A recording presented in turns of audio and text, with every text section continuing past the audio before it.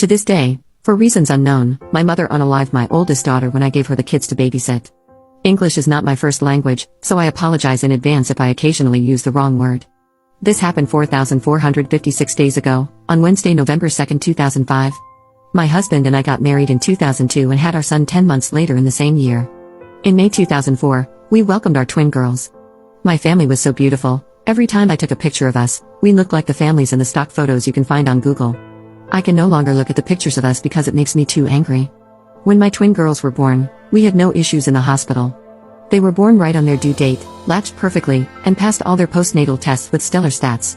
However, when we brought them home, we noticed that one of the girls, let's call her OD, for older daughter, since she was a whole 4 minutes older than her sister, was developing a rash.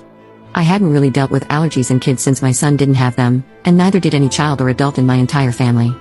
We went to the doctor several times, and they knew that she was having an allergic reaction to something, but every test came back negative, and we couldn't figure out what it was. It took 3 more months to figure it out. During that time, her allergic reactions got more and more severe.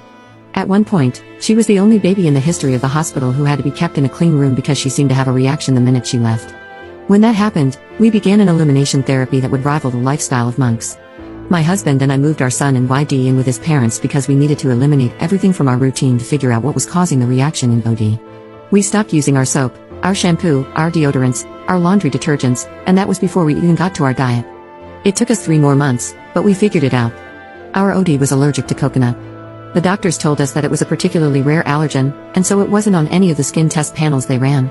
When we found out what she was allergic to, we were so relieved, but in addition to feeling relieved, I delved into a bout of hysterical laughter. I laughed so hard I cried. You see, I come from a culture that uses coconut almost religiously. It's in our cooking, we break a coconut open at religious events, it's used in almost all sweets, it's in everything.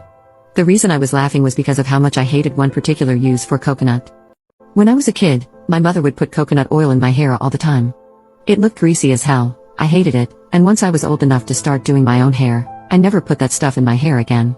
We told my mother, and she laughed as well. She made jokes about how my baby must have heard me talking about my hatred for coconut oil while she was still cooking inside me and decided that she needed to hate it too. We all had a good laugh and left it at that, or so I thought.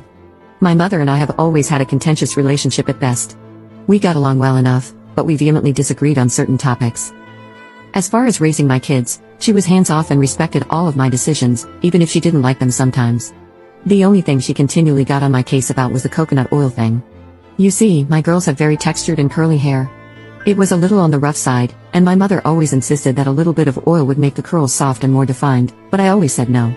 Sure, we could have used a different type of oil, but my girls were still so young, and the allergy process had made me terrified of incorporating new things into their routine. I made sure I explained why to my mom too. She remembered what we'd gone through with OD and her allergy. She even brought me food and clothes at the hospital more than a few times. She helped me move all of my furniture and clothes out of my house when I was eliminating every possible source of allergen. She taught me how to cook from scratch when I was eliminating certain foods from the kids' diet. She knew everything about OD's struggle, and to this day, I cannot understand how she did what happened next. November 2, 2005, I was giving a midterm that day to my students, and I had to be at my research lab late that night. My husband was away at some conference, and our nanny was down with the flu. So I had my mom come to take them for the day. My son was almost 3 years old, and the girls were a year and a half old. Overnight visits with my parents weren't exactly common, but they weren't unusual either. They had always come back from these visits very happy and well taken care of, so I had no second thoughts about leaving them with my parents. They spoke to me on the phone after their lunch, and then, around 5 p.m., we video chatted. The kids were also happy and healthy. I got home around 10:30 p.m. that night and called my mom to see if the kids were up by any chance, and I could say goodnight. I missed the kids by about 20 minutes, they'd already gone to bed. So I talked to my mom for a little bit, but she's a pretty early sleeper too, so we hung up and went to bed. Woke up around 5 a.m. the next morning to go pick up my husband from the airport at 6.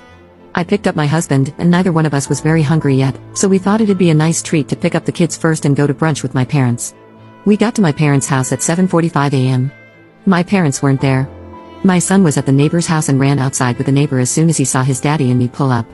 He was hysterical and crying, and I couldn't calm him down. My blood pressure was rising because now I'm thinking that something horrible had happened to my parents. My neighbor tells me that she isn't sure what's happening, but there was an ambulance at my parents' house at 6 a.m., and my dad had run over and woken them up to see if they could watch my son for a few hours. I'm calling my parents nonstop at this point, and I'm getting frantic because I don't know what's happened. My son was still crying, but he was calmer. He still couldn't really explain to me what had happened though. I honestly don't remember the details of what happened next, but somehow we figured out that the ambulance was from a hospital nearby and we broke several driving laws trying to get there. We got to the hospital, pulled into the emergency entrance that was for ambulances only, left the car, and bolted inside. A few nurses took notice of us immediately and were asking us what was wrong. I was calmer than my husband at this point, so I explained that I didn't know, but my twin girls and my parents were here somewhere. I'll never forget the look on that nurse's face. She knew exactly who I was at that moment, and she was about to cry. Another nurse took me and my husband to an empty room and asked us to calm down and listen to the doctor before we went to find my family. My mother had put coconut oil in both my daughter's hair when they were playing the previous day before bed.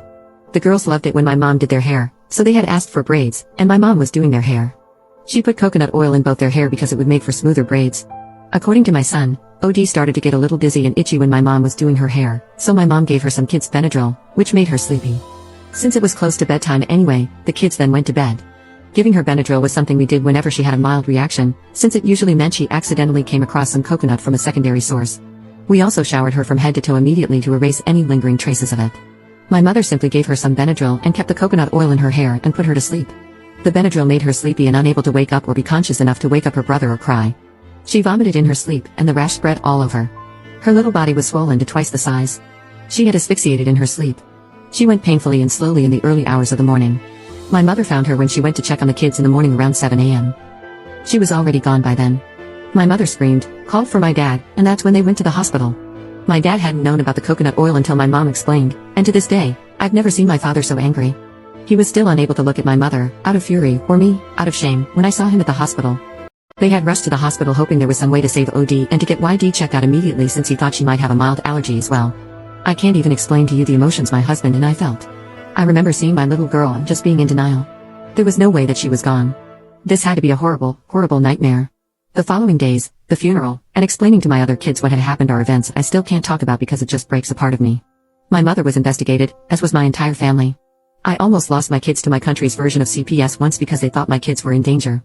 My husband and I had to fight tooth and nail to show that uprooting them during this time would be the worst thing for them at the moment. My mother was never arrested. My father did leave her, though they're not officially divorced. The majority of my mother's family refused to speak to her, and the few that do speak to her only do so on a limited basis. She currently lives on her own in a small town, and every couple of months, I'll get a call from her telling me how sorry she is and how she just wasn't thinking, and can I please find a way to forgive her, but the only thing I can find to ever say to her is, you can come see me when you bring my daughter with you. It's been 13 years. Our son just got his license this year, and YD is going to start high school soon. Both of them are healthy, and they're turning into amazing adults, but neither one has been the same since OD passed. YD used to be so bubbly and such a talkative little child, but she's quiet now. When she does speak, it takes some effort to hear her because she's so quiet. She told me a few years ago that she knows she was only a baby when it happened, but she feels incomplete all the time, like a part of her is missing. I didn't know what to say to her. If it weren't for my husband, I don't think I could have ever recovered from the loss of my daughter. We have all helped each other throughout the loss. It's taken over a decade of therapy to even get to this point. I don't know what I expect to get out of typing all of this out, but I've seen how much comfort this subreddit brings other posters, so hopefully, I find some of the same peace.